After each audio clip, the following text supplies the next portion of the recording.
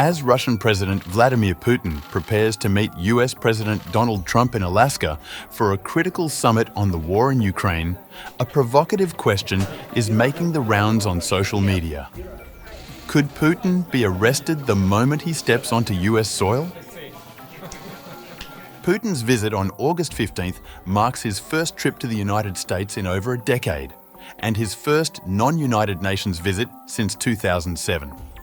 The summit is set to take place at Joint Base Elmendorf-Richardson near Anchorage. But while some are calling for Putin's immediate arrest, pointing to an ongoing indictment at The Hague, US authorities have no legal obligation to detain the Russian leader. Before everything else, let's understand what has the ICC accused Vladimir Putin of. In March 2023, the International Criminal Court, or ICC, issued arrest warrants for Vladimir Putin and Maria Lvova-Belova, Russia's Commissioner for Children's Rights. Both of them are accused of war crimes, specifically the unlawful deportation and transfer of Ukrainian children from occupied territories to Russia. The ICC claimed that Putin either ordered the deportations directly or he failed to prevent them being Lvova-Belova's superior. But why wouldn't the US arrest Putin? Despite the accusations, US law does not support arresting Putin.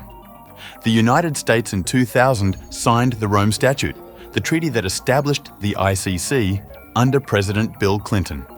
However, it never ratified the treaty. By 2002, under President George W. Bush, the US formally withdrew as a signatory. Subsequent presidents, including Barack Obama, Donald Trump, and Joe Biden, have maintained the US position outside ICC jurisdiction. In fact, Trump went further by sanctioning ICC officials and openly challenging the court's legitimacy.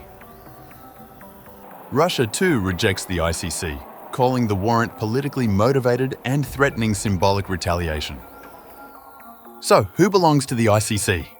As of mid-2025, 125 countries are ICC members, including almost all of South America, nearly all of Europe, much of Oceania, and about half of Africa. Notably, the United States, Russia, China, Israel, and Saudi Arabia remain absent from the list.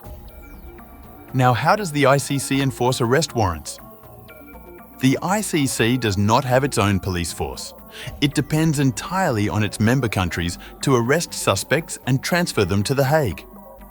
This reliance on voluntary cooperation means enforcement is often inconsistent or non-existent, especially for powerful leaders.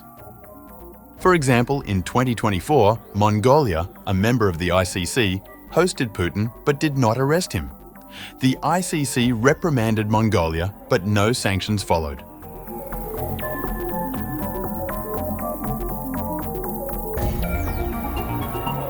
Putin is not the only sitting leader indicted by the ICC.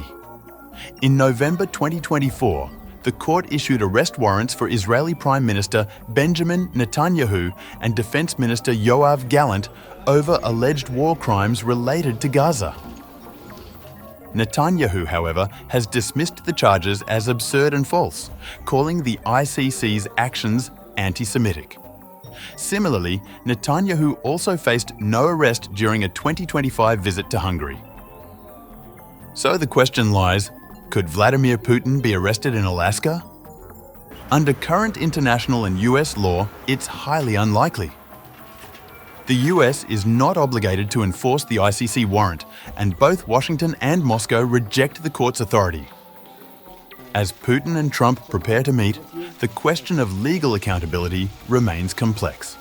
For now, Putin's visit proceeds without threat of arrest. But the ICC's charges continue to cast a long shadow over the global stage.